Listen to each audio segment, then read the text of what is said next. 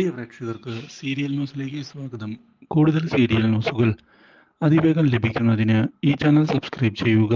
Bell icon മറക്കാതെ click ചെയ്യുക. Video ഇഷ്ടമായി എങ്കിൽ ലൈക്ക് ചെയ്യാൻ മറക്കരുത്. കൃഷിനെ കാണുന്നതിനായി എത്തുന്ന വാസുകിയും കൂട്ടരും കാര്യങ്ങൾ തുറന്ന് പറഞ്ഞിരിക്കുകയാണ്.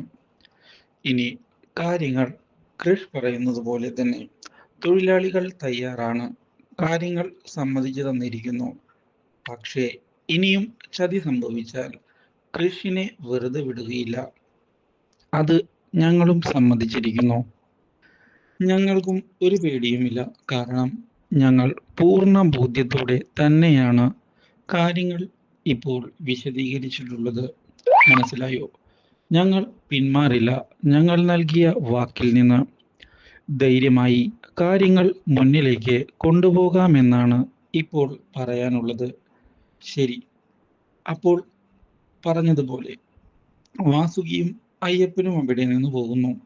ഇതേ സമയം കൃഷ് ഇനി എങ്ങനെ കാര്യങ്ങൾ മുന്നിലേക്ക് കൊണ്ടുപോകണം എന്ന് ആലോചിക്കുകയാണ്. ഇതിനിടയിലാണ് തിരിച്ചടികൾ കൊടുക്കണം എന്നുള്ള തീരുമാനം എടുത്തുകൊണ്ട് ഇപ്പോൾ മാനസ വരുന്നത്. സാഗറിനെ മുട്ടുകുത്തിക്കണം. അത് തന്നെയാണ് എൻ്റെ പ്ലാൻ. അതിനു വേണ്ടി ഞാൻ ഇനി പല നീക്കങ്ങളും നടത്തും. മനസ്സിലായോ?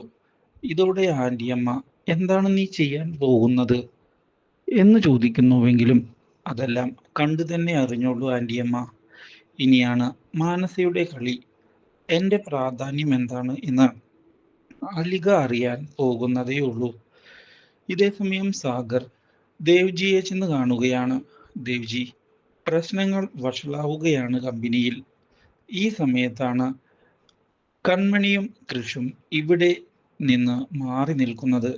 അത് ശരിയാണോ? സാഗർ പറയുന്നത് ശരിയാണ്.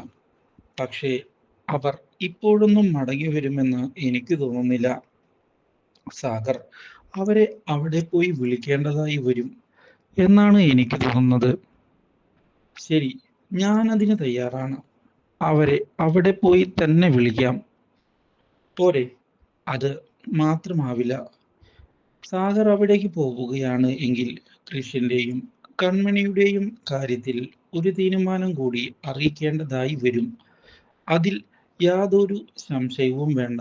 അതുകൊണ്ട് തന്നെ ആ ഒരു തീരുമാനം എത്രയും പെട്ടെന്ന് എടുത്തതിന് ശേഷം കാര്യങ്ങൾ മുന്നിലേക്ക് പോകുന്നതാണ് നല്ലത്.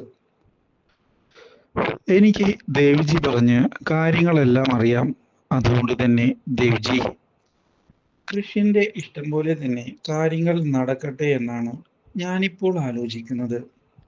മാനസ വിചാരിച്ചതുപോലെയൊന്നുമല്ല എന്നുള്ള കാര്യം തെളിഞ്ഞു കഴിഞ്ഞു. അതുകൊണ്ട് അവളെ വിശ്വസിക്കാൻ ഞാൻ തയ്യാറല്ല. അവളെ വിശ്വസിക്കുന്ന ഭേദം കമ്പനി വിൽക്കുന്നതാണ്. എന്തായാലും നമുക്ക് അധികം വൈകാതെ തന്നെ അവരെ കാണുന്നതിനായി പോകണം. ദേവ്ജി, അതിന് തയ്യാറായിക്കോ? ശരി, ഞാൻ അതിന് കാര്യങ്ങൾ നീക്കിക്കൊള്ളാം. ഇതേ സമയം സുമിത്ര ഇനി എന്ത് ചെയ്യും എന്ന ചോദ്യത്തിന് മുന്നിൽ പകച്ച് നിൽക്കുകയാണ്. താൻ എത്രയൊക്കെ പറഞ്ഞിട്ടും ഒരു മാറ്റവുമില്ല ഇപ്പോൾ ബലരാമന്റെ തീരുമാനത്തിൽ. അതുകൊണ്ട് തന്നെ ഇനി എനിക്കൊരു പ്രതീക്ഷയുമില്ല നമ്മൾ വിചാരിച്ചതുപോലെ കാര്യങ്ങൾ നടക്കുമെന്ന്. ഇത് കേൾക്കുന്ന ഭാഗ്യശ്രീ, സാഗറിനെ ചെന്ന് കണ്ട് നിങ്ങൾ മാപ്പ് പറയുന്നതാണ് നല്ലത്. ഈ വാക്കുകൾ കേട്ട് ഞെട്ടി നിൽക്കുകയാണ് Balu. Do like, share and subscribe.